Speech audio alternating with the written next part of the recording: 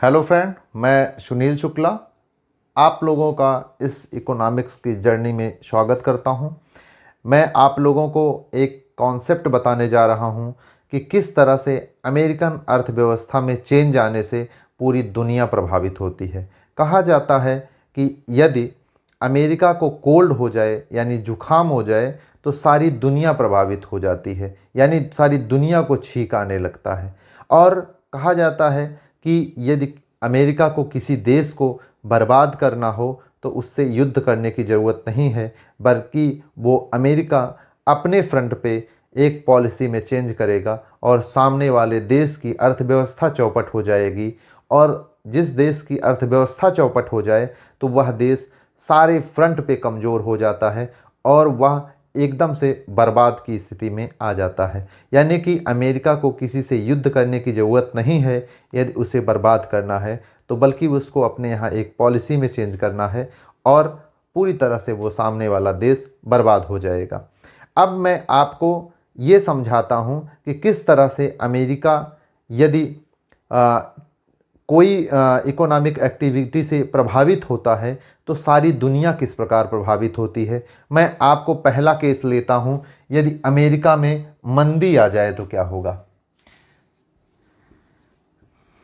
America में जब मंदी आ जाएगी, मंदी का मतलब मांग में कमी, मांग में कमी।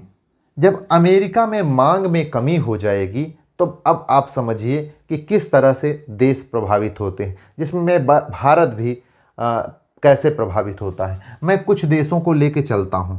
जैसे मान लीजिए चीन है। चीन का तकरीबन $350 बिलियन से ज़्यादा का व्यापार अमेरिका के साथ होता है। अमेरिका स्पेशली जो है वार गुड यानी युद्ध सामग्री बनाता है और रिसर्च एंड डेवलपमेंट, दो चीज़ों पे मुख्यतः ये फोकस रहता है। ये छोटी मोटी चीज़ें एसी, कूलर, फ्रिज, गाड़ी, ऐसी चीज़ों पे कम फोकस रहता है। इसका मानना है कि संसाधन सीमित हैं।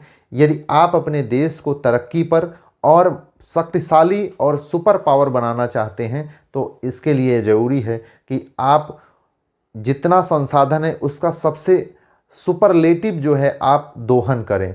तो उस परिप्रेक्ष्य में ये मानता है कि युद्ध सामग्री और R&D से बेहतर कुछ नहीं हो सकता। R&D यानी रिसर्च एंड डेवलपमेंट। तो आप देखें कि चीन का तकरीबन $350 बिलियन का अमेरिका के साथ व्यापार है, यानी अमेरिका को चीन निर्यात करता है $350 बिलियन का।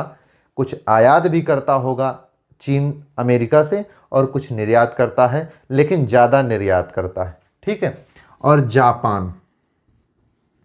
जापान का 40% इलेक्ट्रॉनिक्स गुड जो है अमेरिका कंज्यूम करता है। ठीक है, यानी कि जापान बहुत बड़ा निर्यात अमेरिका को करता है।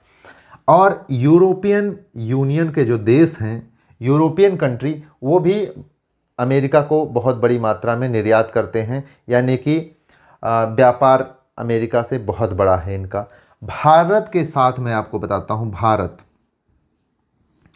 भारत का भी अमेरिका के साथ बहुत सकारात्मक व्यापार है। कैसे कि भारत निर्यात ज़्यादा करता है अमेरिका को, अमेरिका से आयात कम करता है, यानी कि भारत को व्यापार लाभ की स्थिति है। तो इससे क्या होगा, यदि अमेरिका में मंदी आ गई है तो क्या होगा, इनकी वस्तुएं क्या अमेरिका कंज्यूम करेगा? नहीं कंज्यूम करेगा। क्योंकि मंदी से होता क्या है, यहाँ पे मांग में कमी आ जाएगी। क्योंकि लोगों का आय का सृजन कम हो गया है, आय के सृजन के कम के कारण जो है यहाँ पे मंदी हो जाएगी। लोगों की मांग करने की क्षमता घट जाएगी। मांग करने की क्षमता जब घट जाएगी तो इनकी वस्तुओं को ये मांग नहीं करेंगे। तो भारत के केस में क्या होगा, भारत का जो है निर्यात क्या हो जाएगा, निर्यात घट जाएगा। ठीक है, एक चीज़ आपको समझ में आ गया। अब दूसरा समझें कि भारत के जो NRI हैं वो अमेरिका में काम करते होंगे या पूरी दुनिया में। अब देखिए, केवल अमेरिका में ही मंदी नहीं आएगी, ये चीन में भी मंदी आ जाएगी, जापान में, यूरोपियन यूनियन में, सारे देश में मंदी लगभग स्थिति आ जाएगी। लेकिन मैं भारत को ही इससे समझा रहा हूँ। ऐसे कमोबेश सारी दुनिया के साथ इस प्रकार का प्रभाव पड़ता है। तो भारत के केस में आप समझिए कि भारत के बहुत सारे लोग अमेरिका में काम करते हैं। तो जब यहाँ पे मंदी आएगी तो सबसे पहले अमेरिकन गवर्नमेंट के जो अमेरिका की लोग हैं वो सबसे पहले भारतीयों को ही नौकरी से निकालेंगे। तो एनआरआई से जो हमारा रेवेन्यू आता है वो भी काफ़ी घट जाएगा। ठीक है, घट गया। अब उसके बाद क्या होगा कि क्या अमेरिका से कोई टूरिज़्म हमारे देश में आएगा, तो वो भी घट जाएगा। यानी क्या होगा, टूरिज़्म घट जाएगा। टूरिज़्म भी घट गया।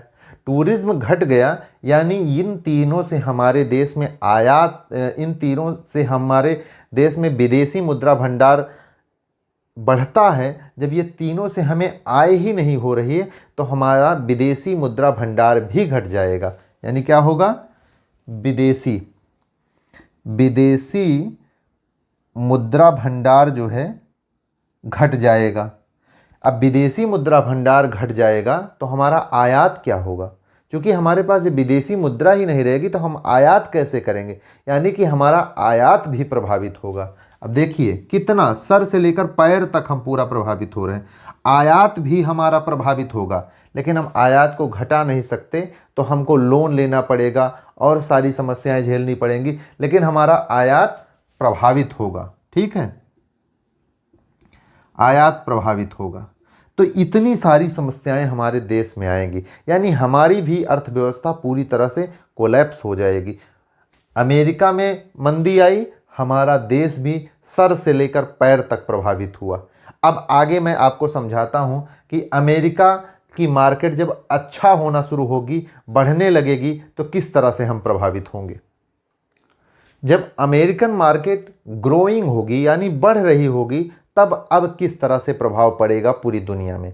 अब आप समझिए कि जो फॉरेन पोर्टफोलियो इन्वेस्टर होते हैं यानी विदेशी निवेशक होते हैं, यानी साहूकार समझ लीजिए, जो कंपनियों में यानी शेयर मार्केट में पैसा लगाते हैं बहुत बड़ी मात्रा में, तो वो क्या होगा, जब अमेरिकन मार्केट ऊपर जा रहा होता है तो ये क्या करते हैं फॉरेन पोर्टफोलियो इन्वेस्टर, ये सारी दुनिया से पैसा निकालना शुरू कर देते हैं। कैसे, जैसे यूरोपियन कंट्री से वो अपना जो उन्होंने इन्वेस्ट किया है उसको निकाल कर अमेरिकन मार्केट में आने लगेंगे, क्योंकि अमेरिका की मार्केट सुपर है, सबसे ऊपर है, यहाँ पे इसका कोई जवाब नहीं है।